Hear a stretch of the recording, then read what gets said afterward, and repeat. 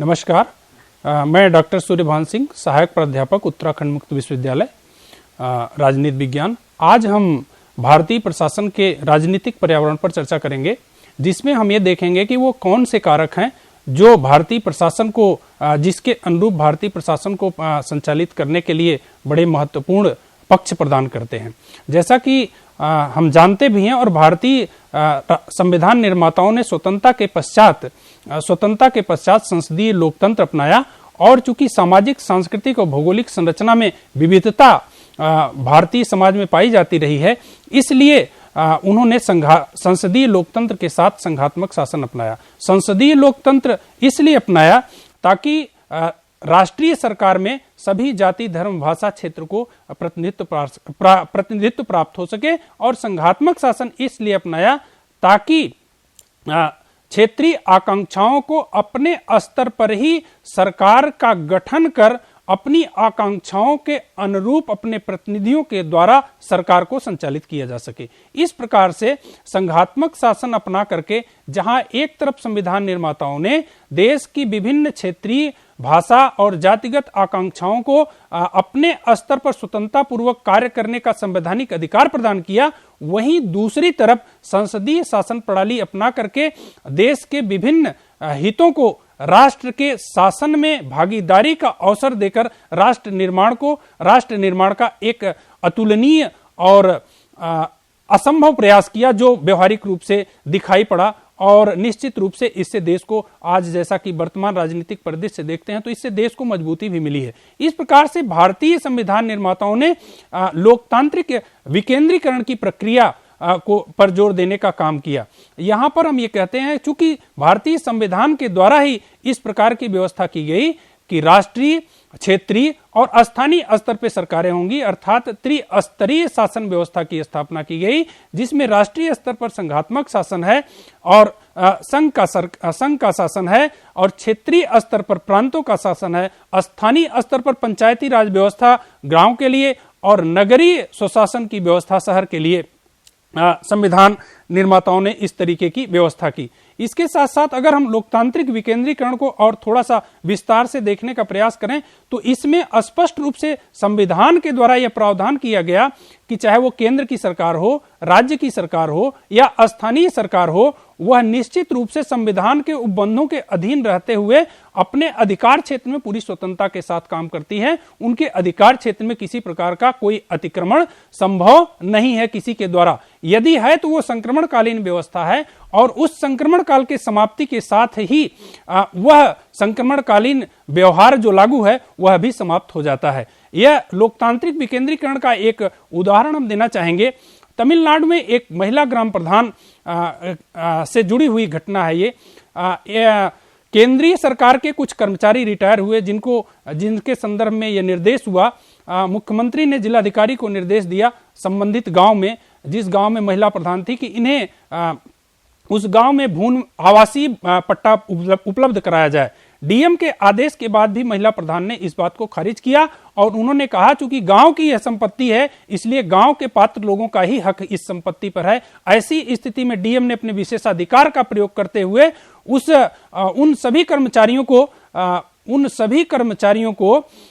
अपने विशेषाधिकार का प्रयोग करते हुए आवासीय पट्टा उपलब्ध कराया, जिस पर महिला प्रधान हाई कोर्ट गई। हाई कोर्ट के सिंगल बेंच में वो हार गई, लेकिन डबल बेंच ने यह स्पष्ट निर्णय दिया, चूंकि वह ग्राम सभा की, गांव की भूमि ग्राम सभा की भूमि है और उस पर अधिकार पूर्णतया ग्राम सभा का है, गांव का है। ऐसी स्थिति में गांव से सबसे पहले गांव के जो पात्र हैं, जिनको प्राथमिकता के आधार पर मिलना चाहिए, इनका हक बनता है, न कि किसी बाहरी गांव के या किसी सरकारी सेवा से मुक्त हुए किसी व्यक्ति पर हक बनता है। ऐसी स्थिति में यह स्पष्ट होता है कि भारतीय संविधान निर्माताओं ने जिन आकांक्षाओं के साथ लोकतांत्रिक विकेंद्रीकरण की प्रक्रिया को व्यवहारिक रूप देने के लिए भारतीय संविधान में स्थान प्रदान किया था, उसे व्यवहारिक या उसकी सिद्धि होते हुए स्पष्टता दिखाई देता है। क्योंकि राजनीतिक प्रणाली पर्यावरण पर स्पष्ट रूप से प्रशासन के पर्यावरण को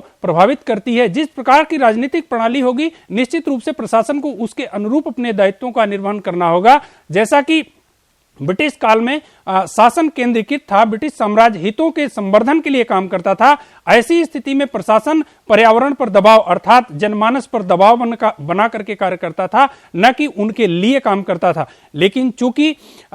स्वतंत्रता के पश्चात संविधान निर्माताओं ने एक ऐसे संविधान का निर्माण किया जो लिखित, निर्मित और कठोर संविधान है, जिसमें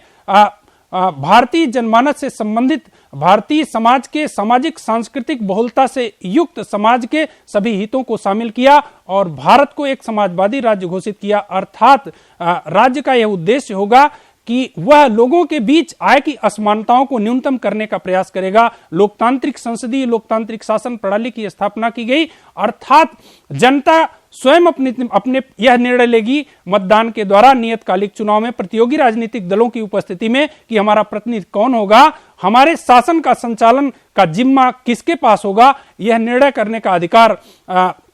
जनता को दिया गया। इसी के साथ और यह निर्णय करने के अधिकार में सार्वजनिक वयस्क मताधिकार दिया गया, जिसमें मूल संविधान में जिसकी आयु 21 वर्ष थी, लेकिन मताधिकार के विस्तार के लिए 61वें संवैधानिक संशोधन के द्वारा यह आयु 21 वर्ष से घटा करके 18 वर्ष की गई। इसके साथ साथ ऐसे भी प्रावधान किए गए ताकि जनाकांक्षाओं के विपरीत यदि शासन के द्वारा कोई नीति बनाई जाए और प्रशासन के द्वारा कोई क्रियान्वयन किया जाए तो स्वतंत्र और निष्पक्ष न्यायपालिका की व्यवस्था करके संविधान निर्माताओं ने भारतीय नागरिकों के अधिकारों की सुरक्षा के पुख्ता प्रबंध भी कर दिए, ताकि इन शासन और प्रशासन के द्वारा किसी भी प्रकार से विरोधी गतिविधियों, विरोधी नीतियों और कार्यक्रमों को संचालित करने का यदि प्रयास किया जाता है तो प्रत्येक नागरिक का यह मौलिक अधिकार है कि अपने मौलिक अधिकारों की रक्षा के लिए वह न्यायालय की शरण ले, जिसमें अनुच्छेद 32 के तहत वह सर्वोच्च न्यायालय में, अनुच्छेद 226 के तहत उच्च न्यायालय में वह अपने अधिकारों की रक्षा के लिए जा सकता है। भारतीय संविधान निर्माताओं ने इसके साथ साथ हम स्पष्ट करना चाहेंगे मूल अधिकारों का एक विस्तृत भाग उपलब्ध कराया, जिसमें मूल संविधान में 7 मौलिक अधिकारों का प्रावधान किया, लेकिन 44वें संवैधानिक संशोधन के द्वारा एक संपत्ति के मौलिक अधिकार को समाप्त कर दिया गया। आज वर्तमान समय में भारतीय संविधान के द्वारा 6 मूल अधिकार प्रदान किए जाते हैं, जिसमें समानता का अधिकार, स्वतंत्रता का अधिकार, शोषण के विरुद्ध अधिकार और धार्मिक स्वतंत्रता का अधिकार, शिक्षा एवं संस्कृति का अधिकार और अंतिम और जो सबसे महत्वपूर्ण है, जो अधिकारों के क्रियान्वित करने से संबंधित अधिकार है, वह संवैधानिक उपचारों का अधिकार, जिसे भारतीय संविधान निर्माण के प्रक्रिया में प्रारूप समिति के अध्यक्ष डॉक्टर भीमराव अंबेडकर ने संविधान की आत्मा कहा है। इसके साथ साथ भारतीय संविधान में राज्य के नीति निर्देशक सिद्धांतों का भी समावेश किया गया। राज्य के नीति निर्देशक सिद्धांत यद्यपि न्यायालय द्वारा प्रवर्तनीय नहीं है, बावजूद इसके ये शासन में नीति के निर्माण में निर्देशक सिद्धांत का काम करते हैं, क्योंकि जैसा कि हमने देखा है कि नीति निर्देशक तत्वों के तहत ही पंचायत राज व्यवस्था से संबंधित प्रावधान किए गए थे, जिसमें भारतीय संविधान में 73वां संवैधानिक संशोधन करके पंचायत राज व्यवस्था को संवैधानिक स्वरूप प्रदान किया गया। इसी के साथ साथ बालकों की निःशुल्क और अनिवार्य शिक्षा की बात की गई थी, जिसे भारतीय संविधान में संशोधन करके अनुच्छेद 21 के तहत प्राथमिक बुनियादी शिक्षा 6 वर्ष से लेकर 14 वर्ष की आयु तक की शिक्षा को मौलिक अधिकार की श्रेणी में रखा गया। यह शासन का कर्तव्य है कि यह 6 से 14 वर्ष की आयु तक को निःशुल्क और अनिवार्य शिक्षा उपलब्ध कराएगा। ऐसी स्थिति में यहाँ पर जब शासन के दायित्व होते हैं इस तरह के अधिकारों की सिद्धि में सहयोग करना, तो प्रशासन निश्चित रूप से इन अधिकारों की सिद्धि में सहयोग करने की प्रक्रिया के सफलता के लिए काम करता है। वर्तमान समय में कल्याणकारी कार्यों से आगे सशक्तिकरण से संबंधित नीतियों और कार्यक्रमों को बनाने के साथ उनके सफलतापूर्वक क्रियान्वयन का जिम्मा शासन और प्रशासन का है। ऐसी स्थिति में जनता की इन आकांक्षाओं को, जनता को सशक्त करने से संबंधित नीतियों और कार्यक्रमों के सफलतापूर्वक संचालन की जिम्मेदारी भी प्रशासन पर आई है। ऐसी स्थिति में प्रशासन पर्यावरण के और अधिक दबाव के तहत